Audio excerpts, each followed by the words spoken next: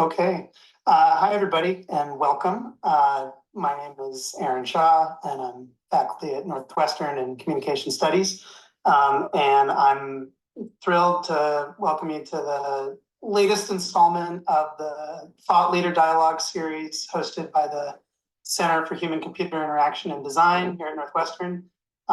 This session is also kind of hosted and sponsored by the research group that I'm a faculty member in, the Community Data Science Collective.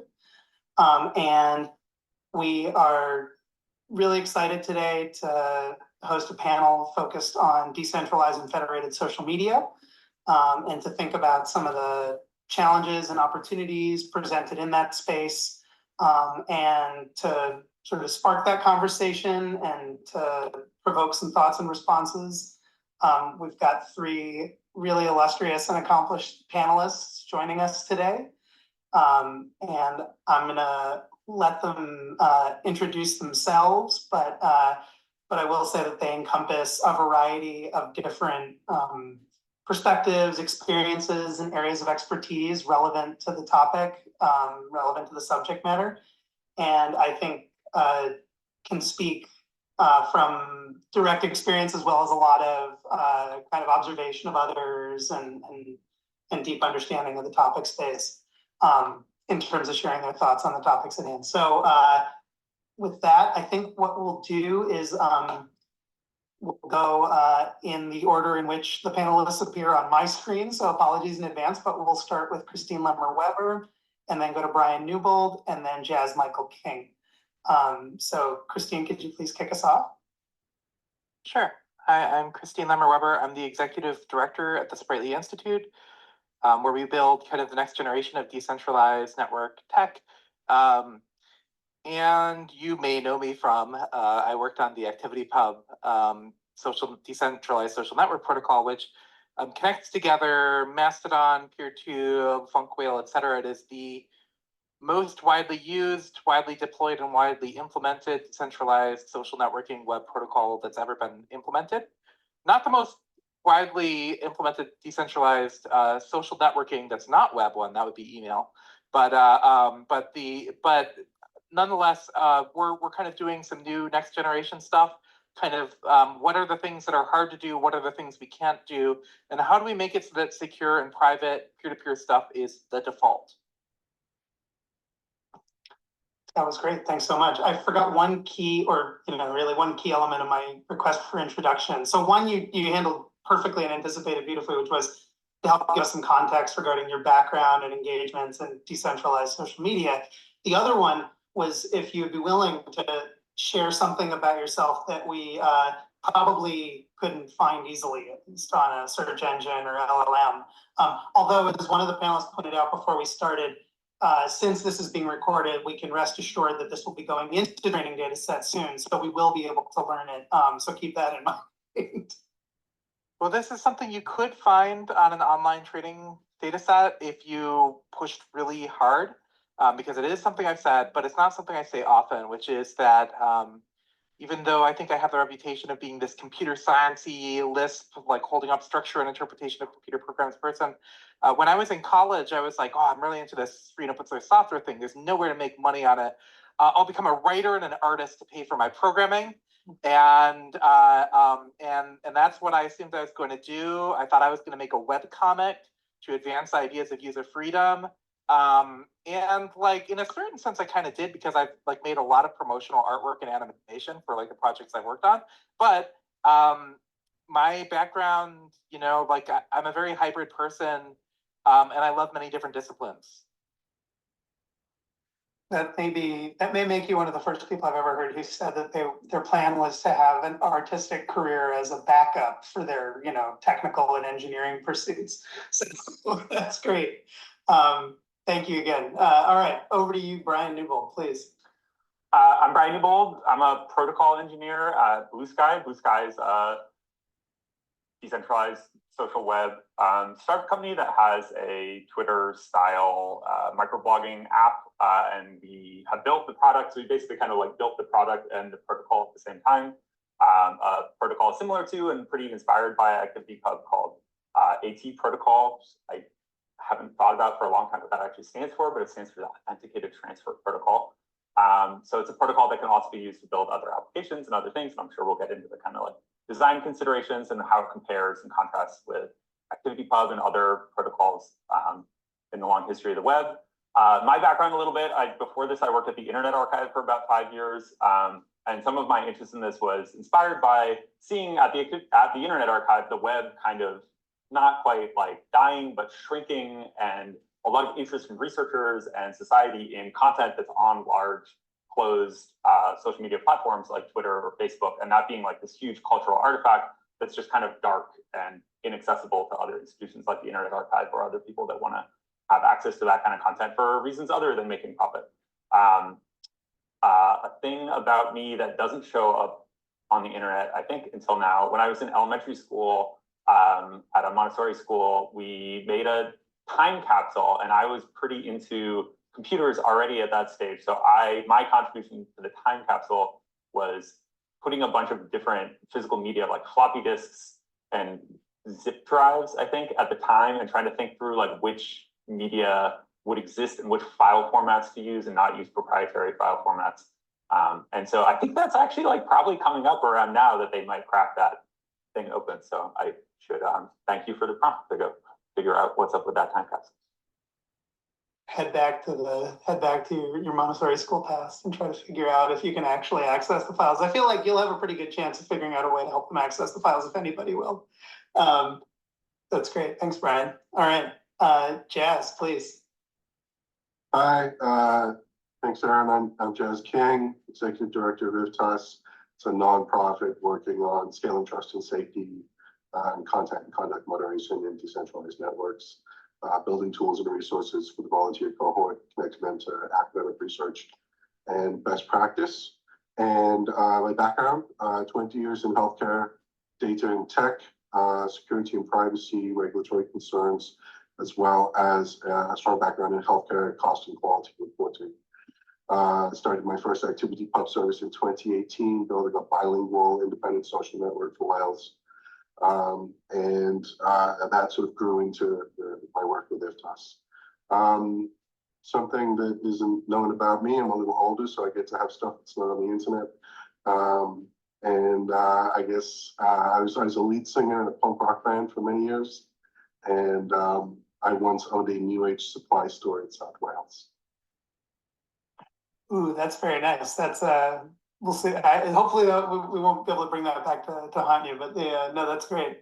I feel like I feel obligated that I should share a minor detail, an ungoogleable fact about myself too, which those who know me will know that I usually bike commute to campus.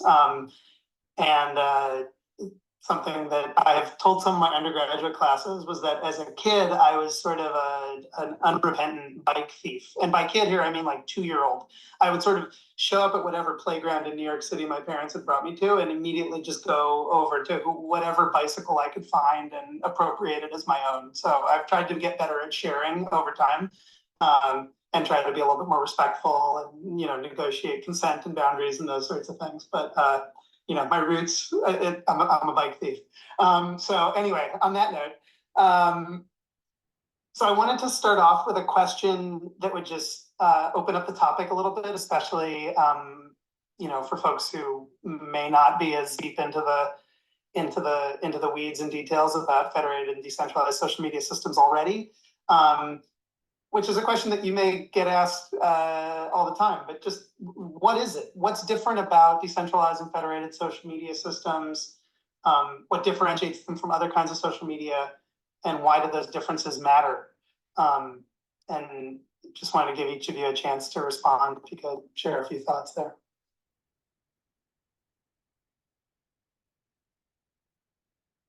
I can jump in and I'll phrase this a little like from the perspective of Blue Sky. I think like how we think about things and what our kind of goals are.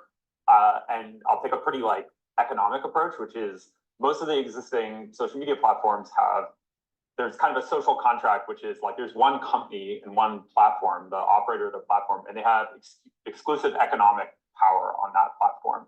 Like there's a funny thing in the terms of service in a lot of platforms, most of these are ad driven.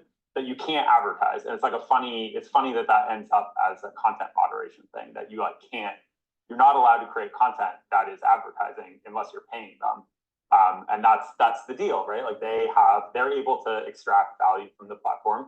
And what people using the platform get from that is they get free use of the platform and the maintenance of the platform, and things like some degree of content moderation is done on the platform. And basically like the lights are kept off, and you make the arrangement is that there's this one controller of the platform that keeps the lights on and does all this stuff. And the trade-off is that they get to control how money flows on the platform. They have economic control over it.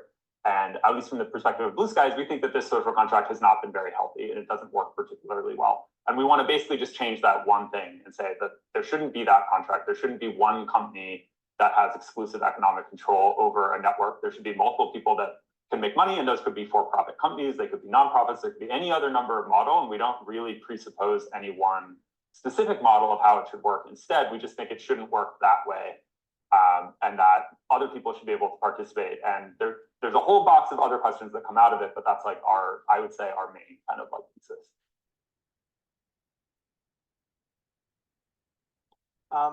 I'll jump in and give, I think that was a really nice and even kind of very nice policy oriented approach of looking at things. And I think kind of building on that, there are really two ways that I think about decentralized social media. Social media is an interesting term that we all kind of live with, but it's difficult to define what social media is. But for decentralized communication platforms, right? It's that I do think that from a technical perspective, it's how our messages sent, that the messages are not going through one giant source that's the omniscient technical controller, right? From a socio-political perspective, it's how do you have technology that permits and enables technology like communication to not flow through one centralized provider. And in that sense, protocols themselves are not alone. I think I'm gonna leave it right here before I drop the bigger bomb on this on part two. But I think there's a great question about why it is that it's really hard to keep things decentralized for a long period of time. But ultimately, the effort is to try to keep the consolidation of power out of specifically just a few individuals, and permit on the freedom to permit communities to be able to decide governance structures that are really important and relevant to them that may be otherwise excluded. Yeah, even though I'm a tech guy, I care less about federated and somewhat less about decentralized, although it's important now, but more importantly, open. Closed systems could federate, and we've seen that begin to happen. I'm much more interested in the use of web standards to make sure we continue to keep the web open. I think Christine raises an interesting point. We label this social media because we've allowed ourselves to become accustomed to a norm that is closed, large, omniscient social media governance. But elsewhere on the web, nowhere else do we have that norm, nor would we suffer that. We wouldn't allow what is currently in place for social media, or texting, or phones.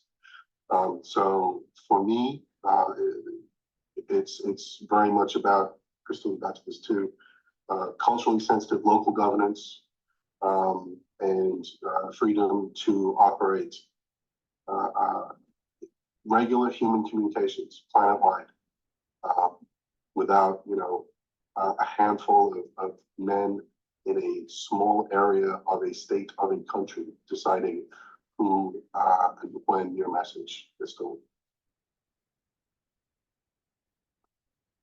Thanks, all three of you. Those were great and deep answers, I think, and really get beyond. I think often initial attempts to explain this that I've encountered emphasize the technical piece first, usually the protocols, the fact that these systems are built around a distinct technical standard that enables a certain amount of interoperability and affords a certain amount of autonomy to communities or servers that adopt them. But I appreciate that all three of you really lean more strongly into what I see as sort of the social dimensions that, or the social conditions that those technical standards create. Yeah, I don't know if any of the three of you have follow-ups. Also, before I wanted to mention to the folks attending that you may have seen the Q&A feature is enabled, and we've got some. We'll do our best to attend to questions, and we might try to hold them till the end, I think. But you know, we'll leave about 20 minutes for Q&A towards the end. But as stuff comes up, if folks have comments, really welcome those. I see we got at least one that came in already. So let's, you know, please feel free to keep the Q&A coming. I'll do my best to kind of funnel them into the conversation as best I can. But yeah, to go back to the panelists, this dimension and this tension, or I don't know if it's a tension, right? This contrast between technically centered explanations of the space versus more socially centered explanations, and what you make of that. Would love to hear any thoughts you have. Well, there's no such thing as apolitical designs, right? Because you end up, there's that Conway's law says that, you know, Conway's law says that, you know, the design of some sort of system resembles, you know, the way that, you know, the organization communicates, right? And then, but it runs in reverse, right? You know, the system that that the kinds of communication you're able to have are also informed by the kind of designs that you have, right? So these two things actually go together. And sometimes you see people say, no, it's a political issue. No, it's a technical issue. And I'm just like, ugh. Like and I mean, as in terms of like what is the purpose of decentralized network protocols? I mean, obviously they're to make you lose years of your life sitting in a standards committee. But aside from that,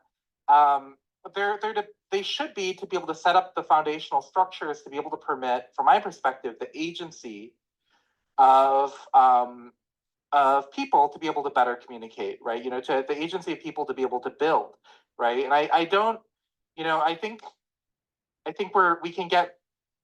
So I think that there's not really a dichotomy in what it really is that there are two angles to a problem that need to be solved, right? And of course, there's a lot of time that we end up spending in the engineering side of things. And when you spend a lot of time talking about the engineering side of things, you can lose people one direction, but if you also have people who are just thinking about the social problems, they might not realize how one of their solutions might actually cause more social problems, right? This is very common.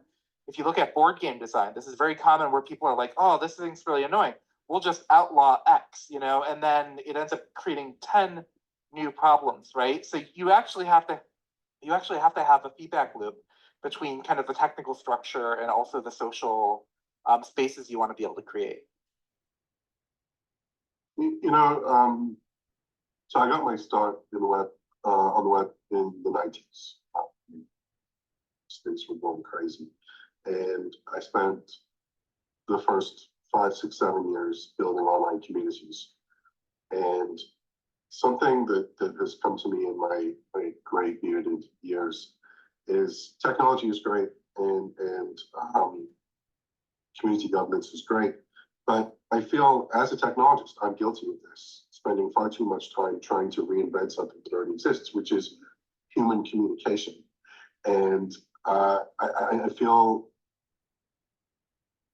I want to worry less and less about the technology, about the protocol. I certainly want to worry not at all about how to explain it to someone so they can use it. It should be invisible to just like texting on your phone. No one cares how that works, or very few people care. And the tech can sometimes outpace the reminders that what we're trying to emulate, what we're trying to build is the kind of community and interconnection that we have with people local to us in the same space and time, and to grow that across space and time so that we can communicate with folks, you know, out of order, out of time, or at a very large distance from us. And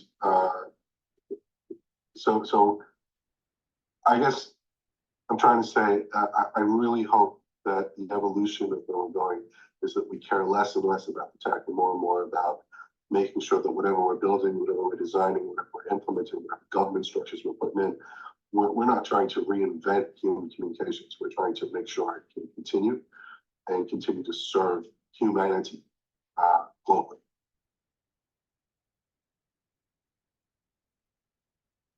I think, I mean, a big thing I think is just we're I don't know what generation we're at now, but we're like several generations into trying to design socio-technical systems on the internet.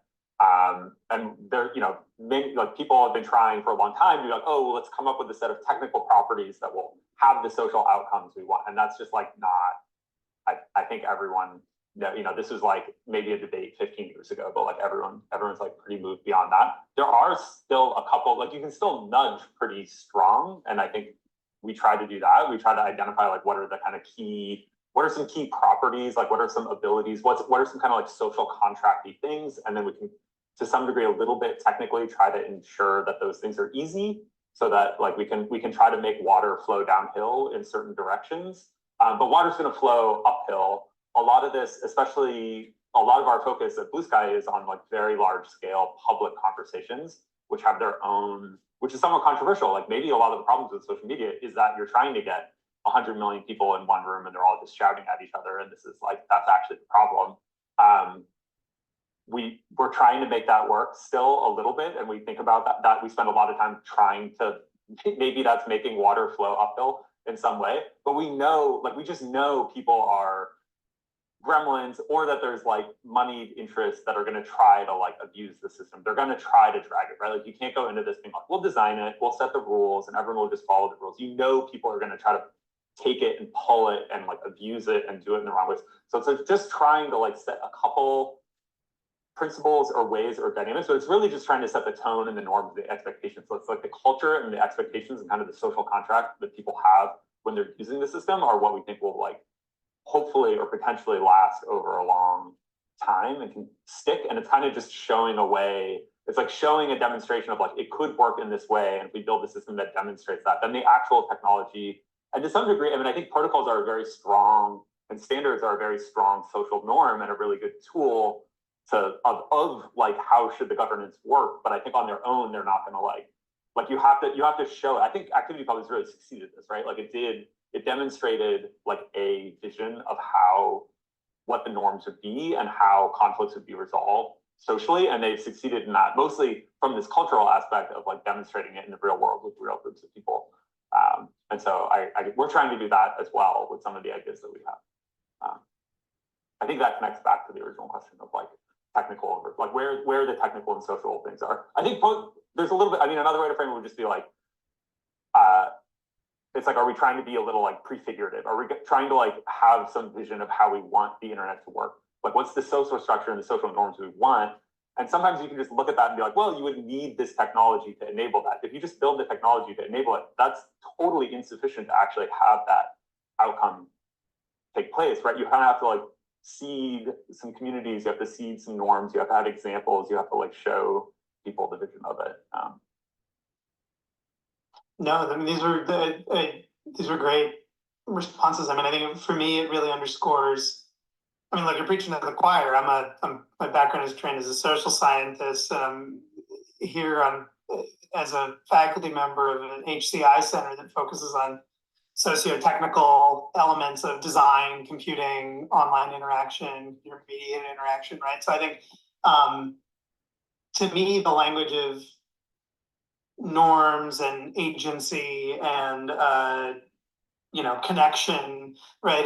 Enabling these sorts of social capacities and capabilities in ways that support communities to work autonomously or to work to do what they want to do, knowing that's sometimes gonna unearth some gremlins, as you put it, Brian.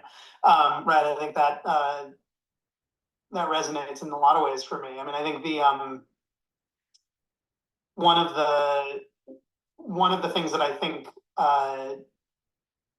your responses underscore is how far from the sort of technical solutionism that's been pervasive in a lot of these conversations in the last 20 or 30 years. The folks active in decentralized and federated media have moved. Not that it's totally gone, not that it's totally absent, but I think it's a different conversation. Maybe along kind of distinct lines. The next question I had was really to ask you to think about critical challenges or risks that you see in the moment in the space. I wanted to add one wrinkle to that, which is sort of given that the three of you have been active in, whether it's decentralized protocols or communication systems or other sorts of, sort of adjacent communities, I'll say. I'm curious what you see as some of the biggest accomplishments as well. So maybe if we wanted to start with what do you think of, like, looking now at the landscape of, whether it's ActivityPub or Blue Sky or across the kind of federated community space as a whole, what do you see as some of the accomplishments that when you step back a little bit might make you go, wow, that's something, maybe that's exciting. And then from that, what do you see as the biggest challenges and risks that are ahead? I think I'm going to drop a bomb on this one, and then I maybe need to mute myself for a while because I think it's going to be maybe a big one. Because I'm going to kind of counter some stuff said in the previous section. Because let me be the technological solutionist. Because let me open with the space of optimism. Yay!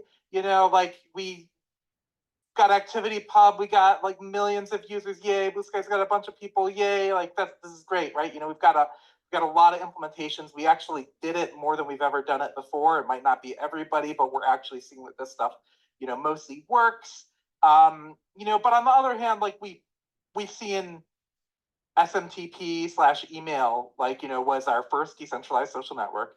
And we had XMPP as a success beforehand. And they failed. They failed as being decentralized networks, right? I ran an email server for so long and I gave up this year. And I gave up because I needed to do fundraising for my organization. I couldn't reach people that I needed to reach. And I was like, I'm giving up. The big players won, right? The big players won. And with XMPP, if you use Jabber XMPP, it was amazing for this time. Google Talk came out and I was like, oh my God, this is incredible. Everybody's on my contact list. And then Google's like, we're shutting that down. And then it's just like ghost town, right? All of our stuff is going in the direction of email and XMPP. We're going back down the centralization path. And let me tell you why. The reason why is because we're reproducing from the perspective of, I think, the directions of kind of, how Twitter, Facebook, etc., a lot of those ideas end up becoming pervasive in it, and that ends up informing it. But it's also because there's this whole direction. I'm going to get into object capability security if I'm not careful, and I'm not going to. That term is important. It's really relevant to Sprightly. But the real problem is it's way too hard to build this stuff, and all of it is doomed to re-centralization in the current form. ActivityPub, in the way that it's currently deployed, AT, also doomed to re-centralization. All of it in its current design is doomed to re-centralization.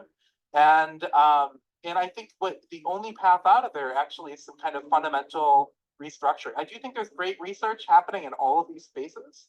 But part of the problem is that if you try building this type of stuff on top of current contemporary technology, you have to spend massive amounts of domain expert stuff to be able to create a peer-to-peer application. When you think of what's the hard thing to do a peer-to-peer application, you're like, okay, we've got to start with, we got to get all the experts in the room to be able to build this one application. No, what we need is technology where every application is peer-to-peer by default and has the security designs that are built into it. And the security designs are only half the security, right? In the Sprightly Institute, we're focused on two things. One of them is on the security and privacy side of things and secure computation. But the other side of things is in terms of the social patterns, is in terms of how you end up creating consensual communities that have better governance structures. And all the allow list, deny list approach always re-centralizes.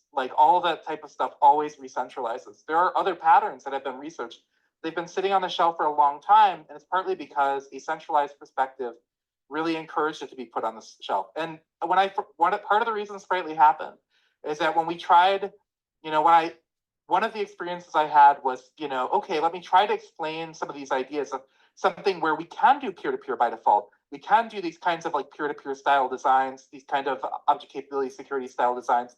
And I would speak to people who were using the current kind of pieces of technology, and they just could not conceive of how to be able to implement it. With the stuff that we're building now, it falls out by default. Many of the applications, we write them and they just by default are peer-to-peer and so on and so forth.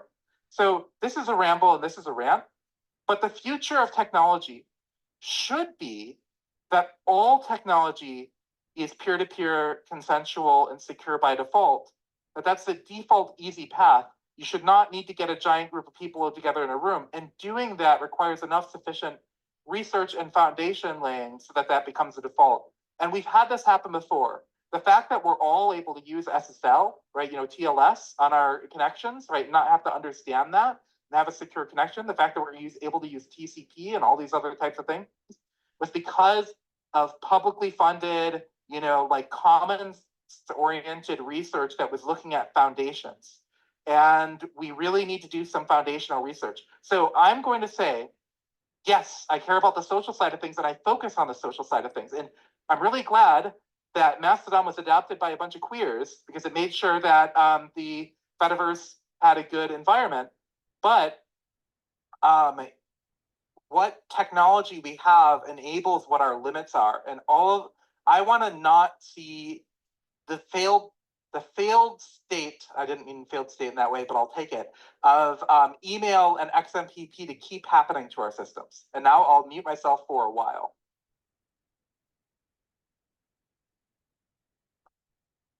That was great. Thank you.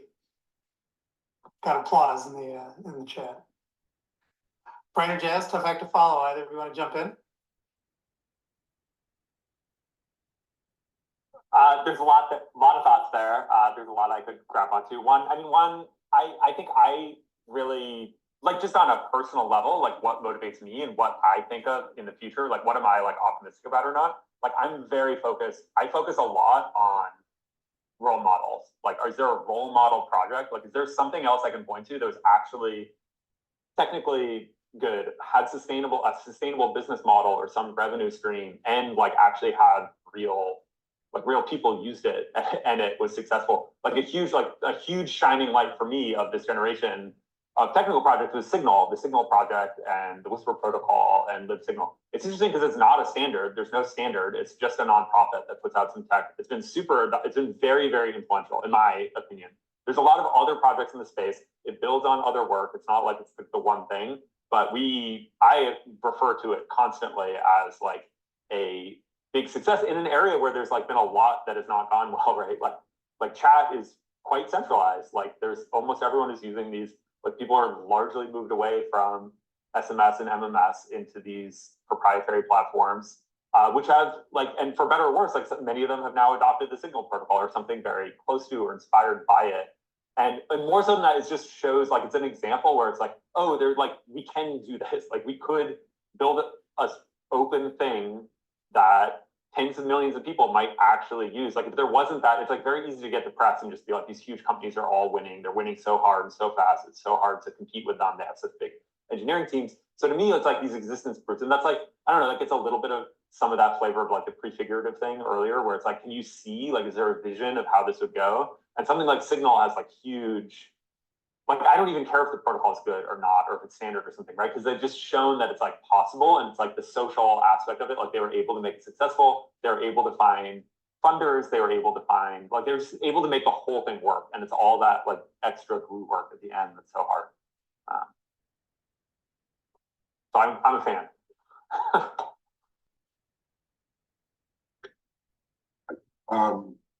Back to your question, achievements and risks. Like I said, I'm trying to focus less on the tech.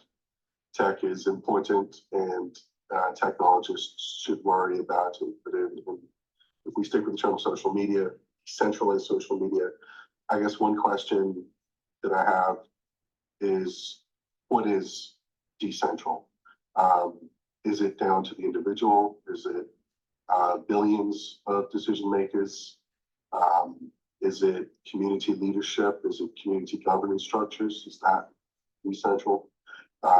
Is it, I see activity pub servers popping up in Tunisia and Australia and Chile, and they're central to their culture and their language and their space. But is that decentralized because it's not, U.S. based? So, and again, having some gray hairs, I've seen a lot of things be adopted by many. I too ran my own email server for as long as I possibly could.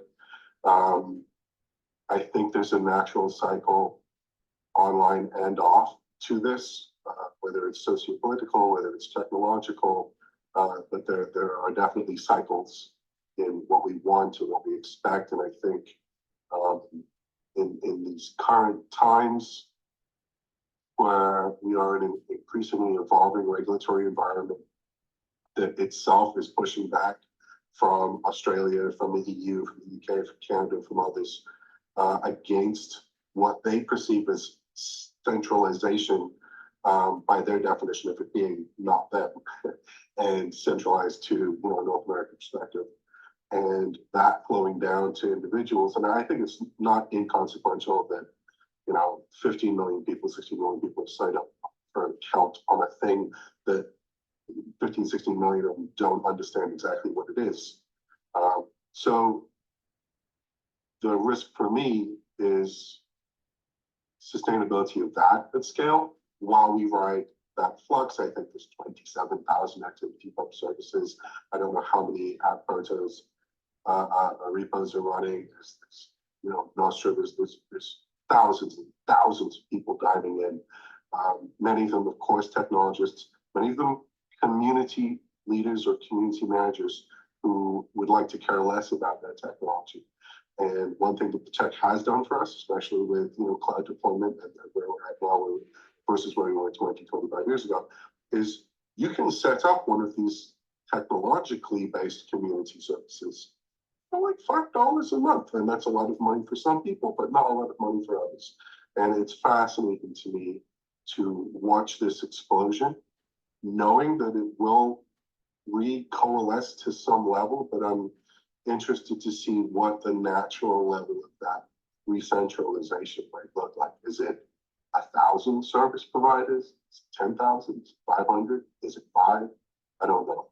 But helping it on the up curve now and sustaining it at scale, especially from my perspective, from a trust and safety perspective, is the risk that I pay attention to.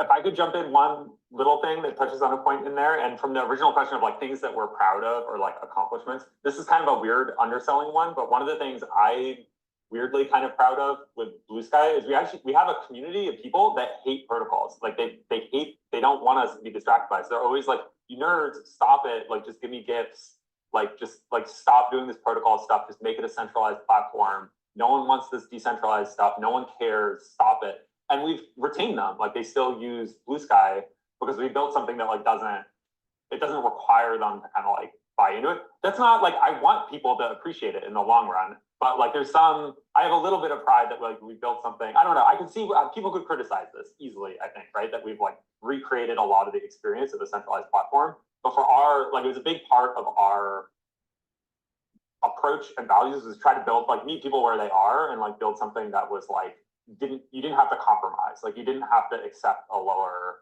whatever silly little thing it is, like latency or whatever. Like there was like no compromise. You could have it be more decentralized without it.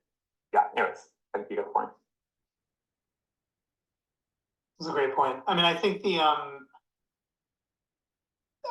I think there's several threads to pick up here, and we're getting awesome questions in the chat. So I want to start working a few of those in. I mean,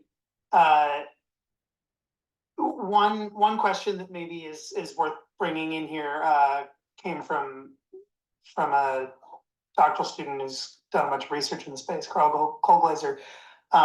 which is about whether decentralization in this sense is kind of an end of itself, right? Or whether it's really there to just sort of advance these other values, create these other opportunities, or or I would even go past that, right? Is it a lever that is just purely tactical to kind of push back against some of the forces of centralization that the three of you have spoken about, right? Where you kind of grab what you can grab to see what you can pull on at the time. I'll leave that one, and then I've got a follow up as well. Food isn't an end into itself, and yet it's something that people enjoy and care about. There's lots of things that life's too interconnected for anything to be an end in itself. My perspective. Yeah, I'll just say I've stopped saying decentralized. I say independent a lot, and I'm not sure that's the right term either. But when people ask me what is this thing, explaining why it's decentralized, how it's decentralized, why it federates, what federation means, nobody cares, right? They just want to connect. They want to see their nieces, they want to see cats, they want to form groups of best practice, they want to commune with people in a particular language or in a particular cultural phenomenon. And like I said up front, I care less and less about decentralized. I find it to be a response to a new norm that was never a norm, it was never an intended norm of the consolidation of the web services, especially in what we call social media. But we had bulletin boards, and we had blog rolls and web rings, and we've used the web for quite some time to interconnect. And there's a generation or two that, I don't know if it's part and parcel of the device and the proximity of the device, but this new normal that there are certain ways to get your videos and certain ways to get your short text blurbs and certain ways to get your long form. No one came up with that. We never invented that. We didn't want that. The whole thing was open. World Wide Web. We've stopped saying that. And I think it's vital we get back to that. It is a World Wide Web. It is one of the greatest gifts to humanity, one of the greatest inventions we've ever come up with. And so, when we talk about decentralization, we're talking about a blip in time of a thing that wasn't supposed to be. I think most of us probably don't like, and we're working on correcting that, course correcting that. And sure, decentralized, independent, federated messaging is how we get there. But yeah.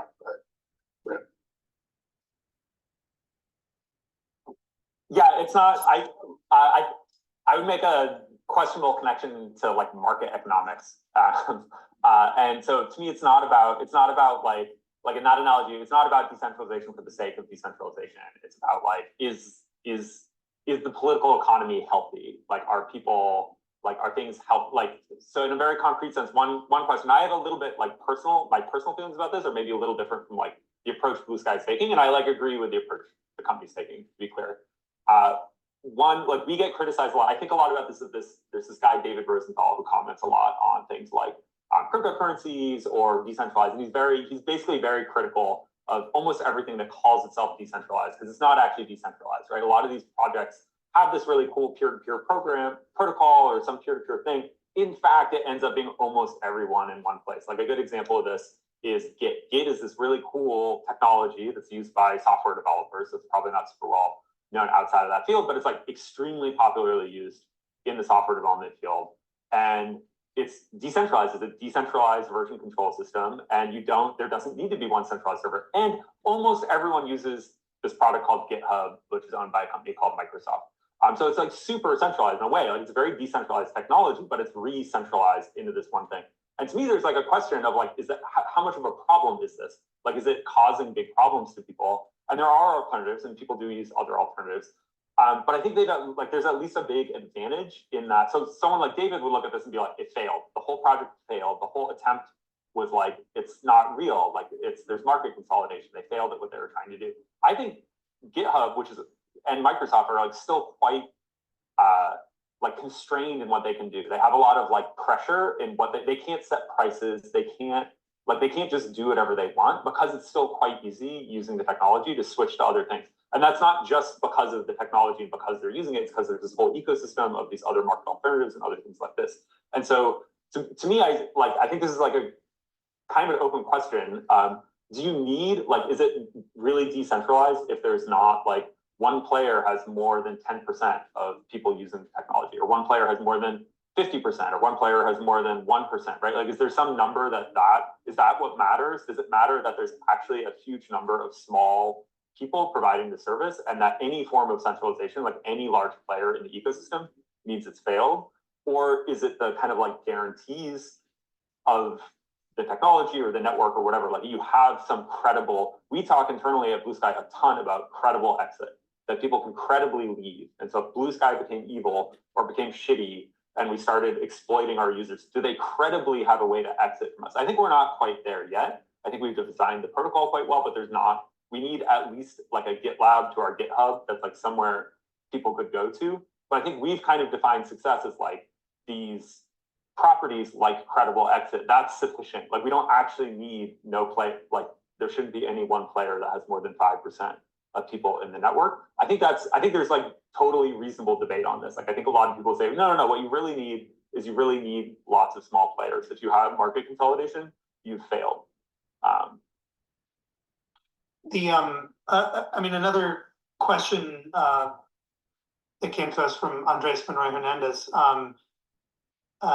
is about a related point, which is about, at this point there are multiple protocols in the space, as well as multiple entities, companies, nonprofits, autonomous community groups, you name it.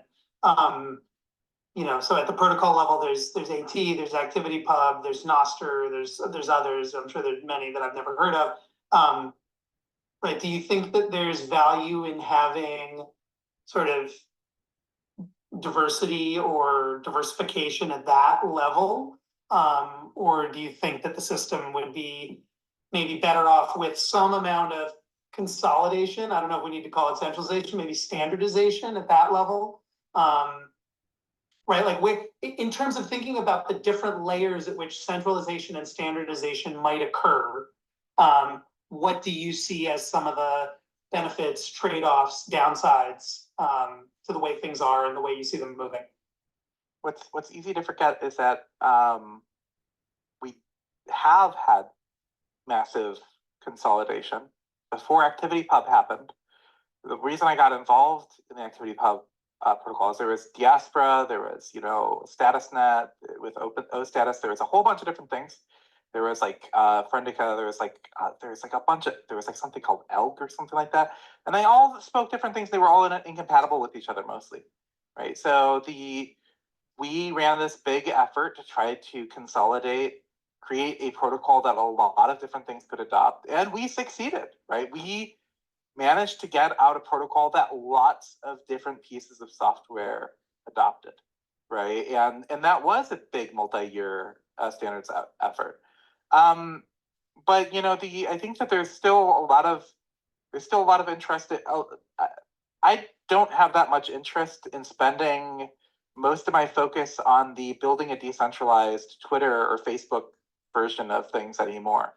I think we've already done that, and that's cool. And like, in fact, we beat them because Twitter's now X Twitter, and it used to feel like this impossible giant, and it's it really seems like it's mostly crumbling now. And same thing with the blue site of Facebook, and in fact, they're adopting ActivityPub, and whether or not that's a good thing or not, it's. But there's more work to be done, right? So I think that there's still a lot of other interesting things to do. Perceiving things in terms of the framing of what social media is from a particular, 2010s era of things. I think is a pretty limited view of what things could become.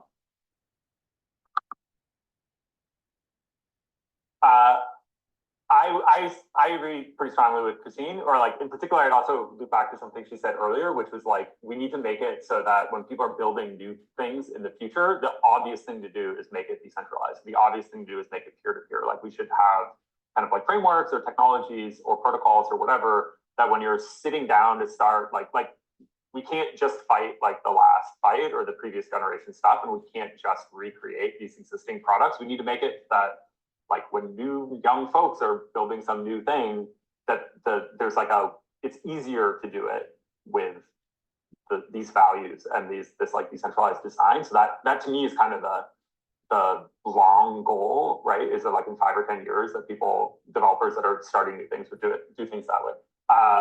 As to whether like it's a sensitive subject, right? Like there's Jay, the founder of Blue Sky, spent a lot of time looking at ActivityPub when we started our project and whether we should adopt ActivityPub or build our own things. The way I frame it in my mind is that we're coming from like very different branches historically. So like the social web and kind of web technology branch of the technology family was like kind of like RSS and the classic, HTML and HTTP. And our, StatusNet, Pump.io, almost everything consolidated into ActivityPub from that side of the family. There's a whole other branch, which was like maybe kind of GNU-Net or these peer-to-peer things like BitTorrent, which is not really a social media thing, but there was Secure Scuttlebutt and that, and this other family of more content addressed, more directly peer-to-peer and not mediated by a server, not using web technology things. And they're kind of coming at each other. Like AppProto comes from that family. A lot of the people that have worked on it and did the initial design worked on those previous protocols, and it's moved a lot in the web direction. And ActivityPub, in my feeling, has like moved a fair amount towards the peer-to-peer direction, and it just feels like they are converging. Like I don't know. I can't imagine that they're not going to like collide in some future, 5 or 10 year timeline and become more similar to each other.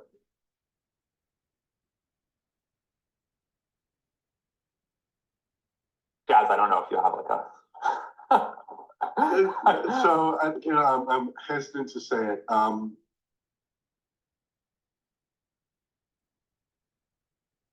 May 1,000 flowers bloom, but may none of it stop me from communicating with Bob and Llangollen in Wales, right? Because we're on a different thing, and I think that there's likely to be some coming togetherness where we get to cherry pick the best of all options. The web has evolved time and again, but it's bound by the interconnectedness of all things. And I am unabashedly a standards person. I love standards. It helps people get into the space. It helps people know what to build on top of. It accelerates our ability to build contextually relevant platforms of what's called. I'm all for platforms doing different things in different contexts for different groups of people, but I'm just a proponent of standards. So I will cautiously put forward that I hope in the next 3 to 6 years we land somewhere where there's singular defining worldwide protocol for this kind of messaging. But there's no hurry. We get to figure it out like we figured everything else out by throwing everything at the wall and seeing what sticks. Thanks, all three of you. Those were thoughtful responses that I really appreciated. There's a couple of questions that have come up that I want to try to mash up a little bit. So apologies to the question askers if I'm not doing justice to exactly the thing you were focused on. But they have to do, and maybe this is going to nudge this a little bit more into your part of your kind of core interest these days, Jez, which they have to do with some of the social challenges, failures, problematic dynamics that have emerged in a number of different social media systems and communication platforms in recent years, which is, you've all made this case for supporting kind of the fluorescence of, human communication and autonomy and supporting agency and autonomy. And at the same time, I think that decentralized and federated systems, have run into many of the challenges and concerns that have surfaced in the more centralized corporate platforms as well, whether that is, kind of the broad umbrella of trust and safety, or specific considerations around, facilitating echo chambers or polarization, or at least sort of extremist interaction. And so I'm curious what you see as the, are there particular tools or approaches that you think are in the kit for ActivityPub, for Ad Protocol, for Blue Sky, for some of the networks that we're seeing emerge and grow? Are there particular kind of social solutions to this? I mean, at a minimum, maybe Des, you could say a little bit more about what it is that IFTAS tries to do. I think not everyone in the session probably knows very much about IFTAS's work. But I'm curious also where you see, each of you, where you see the different opportunities and constraints along solving some of those really tough, sticky problems that we've run into in terms of interactive communication systems online. So I'll jump in as you named me. Once a month, every second Sunday, I hold a what you call in America a potluck. I call it the potluck roast or whatever. And I invite neighbors into my house once a month, and they can bring food or not. They can talk about whatever. They can sit wherever they want. They can come and go whatever time they please. And it's a joyful experience of people coming together, and sometimes people haven't met before, meet each other, and so forth. And if I, at that potluck, allowed someone to come in and walk around to each person and yell at them about how they were wrong about something, or how they weren't paying enough attention to something, or just generally being uncivil and rude, my guests would expect me as the convener, as the community leader, to do something about that. And rightfully so, I think. Although now that I described that, I kind of want to do it once just to see what happens. But my point is, at no point during this hypothetical situation would I blame the builder of my house for not providing me with the tools to manage my potluck. And again, I harken back to, we already communicate. It's a thing we do, and it's built in. And I don't want to say blankly technology doesn't solve it, but I do want to say protocols don't solve it. But what my house builder did do is he put doors on the house and locks on those doors, and windows that open and close. And I get to use or not use the doors and the windows as I see fit while I manage the community of my house. So it's a long-winded way of saying it is really easy, and we've seen some of this. I want to be cautious. I'm not casting aspersions. I love technical innovation. I am a technologist. It is really easy to adopt a protocol and let people talk to each other. We've seen it happen in sort of less than 48 hours. You can just happen upon it, fire something up, create an implementation, and wow, people are talking to each other. And you built a house, but you've not built any doors or windows or locks. And furthermore, you've forgotten that thing you built will be inhabited by a community leader or a community government structure, or some essence of folks who will want to establish their sociocultural groups. So at IFTAS, very briefly, I won't too long into this, but IFTAS is hopefully the first of many, because I certainly do not want to be part of the decentralization things. But one of, I hope, many means of convening the folks who are taking on those problems, who are taking on conduct and content, moderation, trust and safety, security, personal digital safety for the folks who stand up and do that. And, this was created specifically as a nonprofit because I believe that I believe that this communication, the global communication itself, should be a nonprofit endeavor, and I certainly believe that the folks who support that should be a nonprofit endeavor. I believe this is a public commons. I believe this is a common good. And so IFTAS very simply convenes active moderators in decentralized spaces. We wouldn't say no to other moderators, but that's where our focus is. We crowdsource best practice, we crowdsource resources, we raise money and buy things that individual community managers, moderators, and service administrators couldn't afford by themselves, to help smooth this along while we get to the next set of bigger problems, when I'm sure that are coming, larger entities will be in space. Right? And so, as I harkened to before with the regulatory environment, we do things like we've published a DSA guide in lay terms for folks who have stood up a pixel fed or a Mastodon or whatever. We've put together moderation guides and some shared vocabularies around what is moderation, what are the harms, what words do we all use.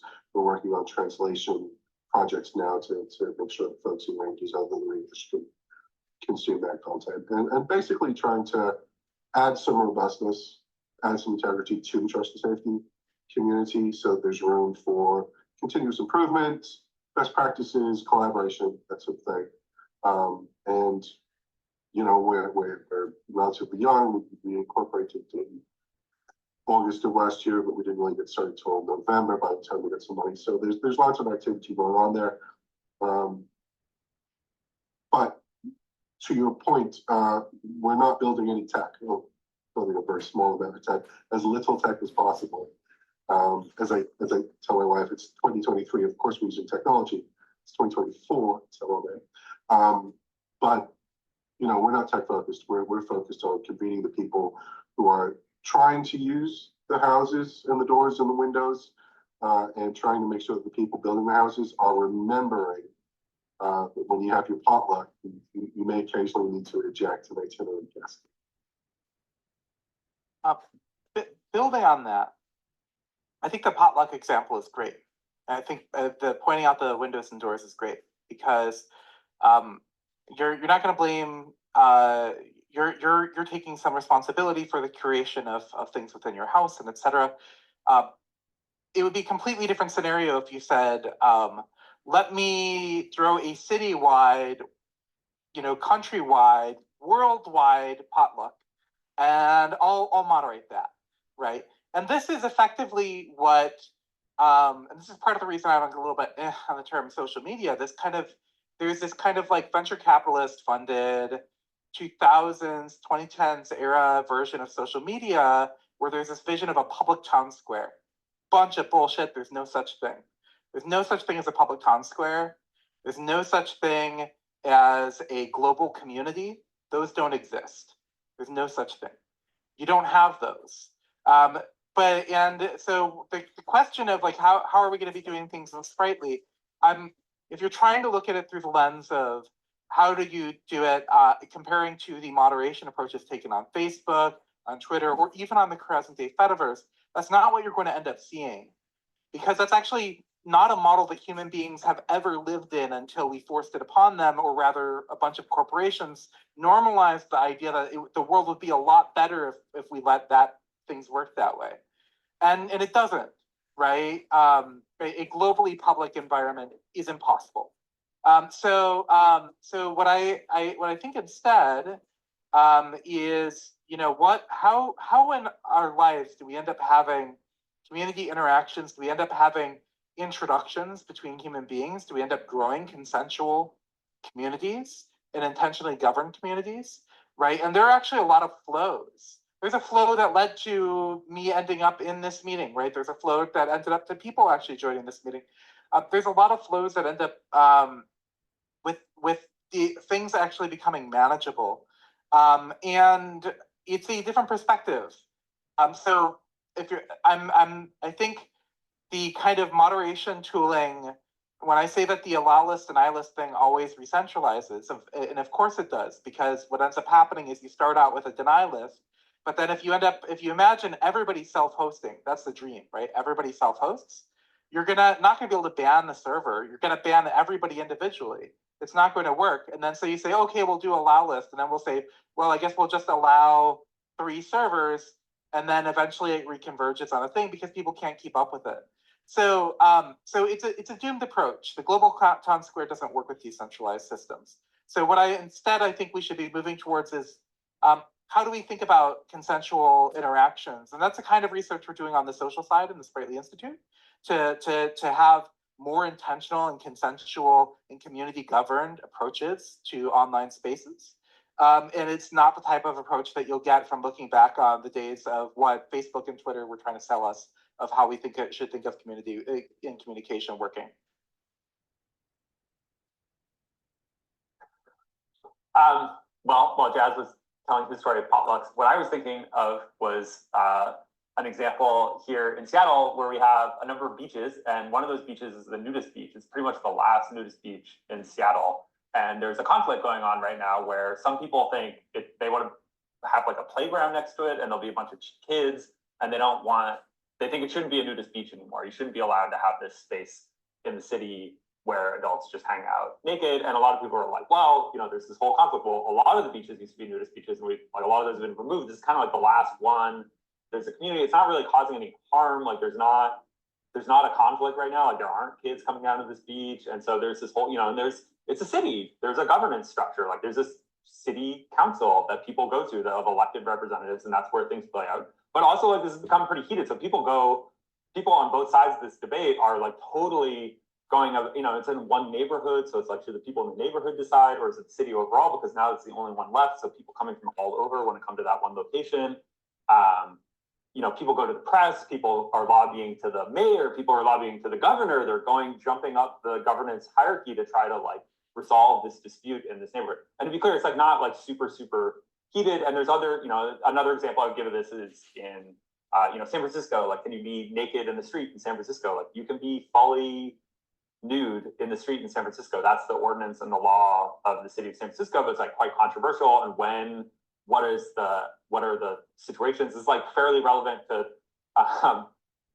disputes on Blue Sky about like, is full nudity allowed in what cases in this one large thing? I think it's a little like, I think our perspective is trying to come from these, like, I agree that the term like public square is like a non sequitur. It doesn't really make sense. Like that's not a thing that ever really happened. I think it's like a historical aberration, but I think there are public spaces. I think the web is a global common-ish, public-ish space that has the web structure is more that there is kind of property. There's the domain name system and there's servers, and you're responsible for what's on the server. And I think what's interesting and exciting about this newer generation of protocols and technologies is a little flatter. When the content's completely redistributable, there isn't a natural physical analogy to this space. There's not if you're just throwing graph objects out into the cloud, it's like and I don't mean, obviously if it's cloud, that's actually just someone else's server, but if it's out there on the web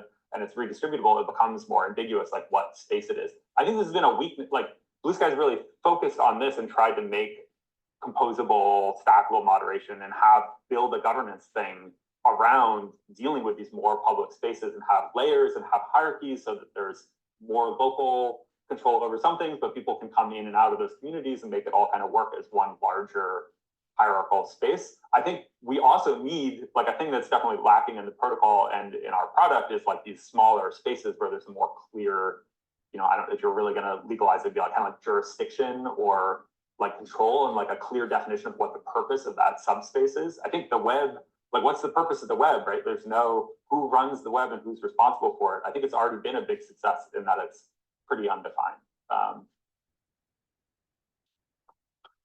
Those are fascinating responses. I think to me, there are parts of what the three of you said that underscore some of the distinctions between creating. I mean, I think your comment there, Brian, was getting there, is creating spaces where there's this sort of smaller scale,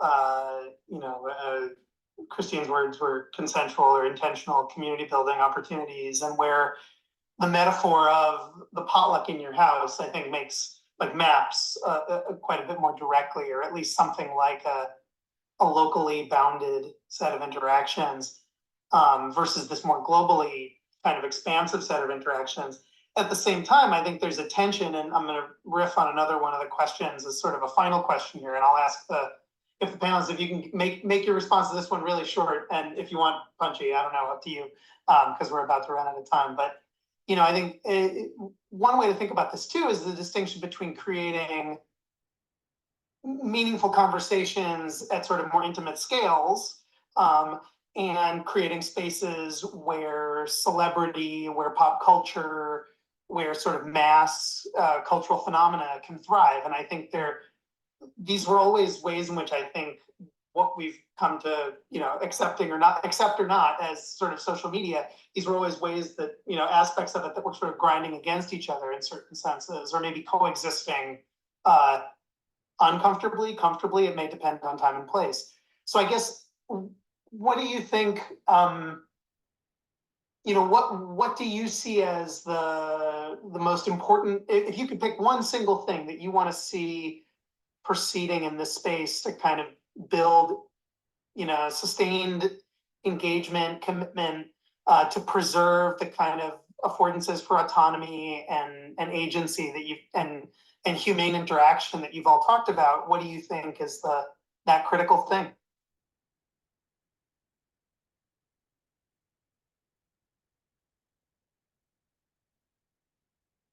Oh, good. I stumped them. No, I don't know. Well, you also told us to be really quick. So any answer to that question that's quick, I think is being recorded.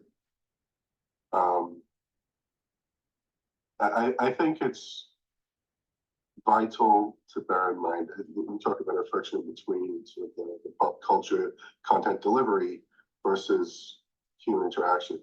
And that's not new. We had that before Facebook, and we'll have it after Facebook. Sorry to name one company.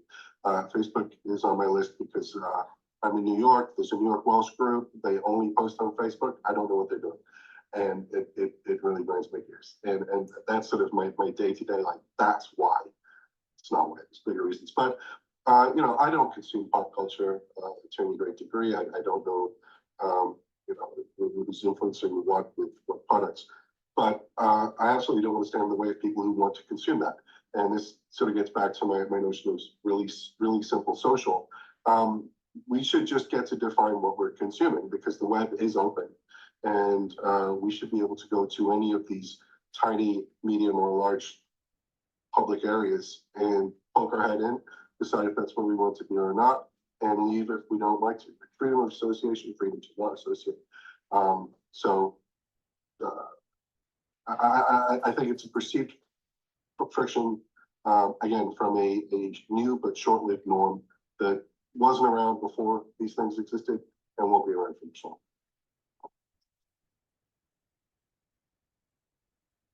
I don't know, this is like a vague one, but I think it touches on a couple points. So basically, I'm most excited to just see what sustains. Like, I want to see what's gonna last, like what's gonna survive all of the many like threats to a community and an ecosystem, right? Like, most of our generations have seen like just the enshittification cycle over and over and over again, or the like enclosure or embrace, extend, extinguish. Like, we have all these names and these terms to refer to these patterns. It happens so often. And the Gmailification of email, like all these other patterns. And so we're like kind of trying to design things that will maybe be resilient to it, or have a different social structure, or have a different economic structure. And it's just like, what's actually gonna last of all this? Like, regardless of its peak success, like many things get very, very popular very fast. I think getting to like 500 million users or something, that's not a sign, that doesn't mean it's gonna work. I'm like things that have lasted multiple decades on the internet are like quite interesting.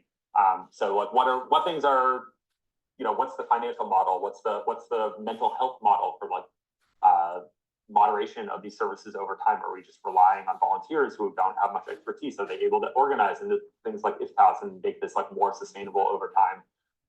That's I don't know. It's like the all-encompassing thing. Well, before this call, I was remarking that I was afraid because I had this call, this 90s, You know, like it says some days the best thing about my job as a chair that my chair spins. And like, it's like this, like, you know, I hate Monday style cup that was given to me by an in-law who obviously doesn't know me, because I love my job. And every day I wake up so excited. The stuff we're doing right now, there's this problem in that it's so exciting. Like when the Activity Pub was happening, I just couldn't explain it to people. But then once people experienced Mastodon, they just knew what it was, right? Like the stuff we are doing with Sprightly, I will just tell you, I think make Activity Pub, I suspect will make Activity Pub a footnote in the history of my life. It's so much more exciting. It's so thrilling. And the fact that I get to work on it every day wakes me up. I have a meeting with the engineering team and we all go, whoa, we can't believe we did this today. So if you're not paying attention, pay attention, because you're paying attention before everybody else is paying attention. It's really exciting. The stuff happening with Goblins is really exciting. The stuff happening with Hoot is really exciting. And the stuff that we're going to be building on the social side is really exciting. And the stuff that's happening with OCAPN is going to change the way that people write programs that are peer-to-peer that communicate on the internet. So I'm excited about that. I'm living it every day. This mug is wrong. That's great. The rant at the mug. We can ritualistically take it out back and smash it after the call. No, but those are great notes to end on. I really appreciate the panelists' thought and care and time and engagement on these questions. I appreciate folks who attended and asked great questions in the Q&A. And I also want to especially thank Madison Dio, who contributed a lot of the organizing effort and energy to bring us together and make sure that the word got out and that all the infrastructure that enabled this to run smoothly was in place. So with that, thank you all so much, and thanks for joining, and look forward to seeing you again soon. All right, take care. Bye-bye.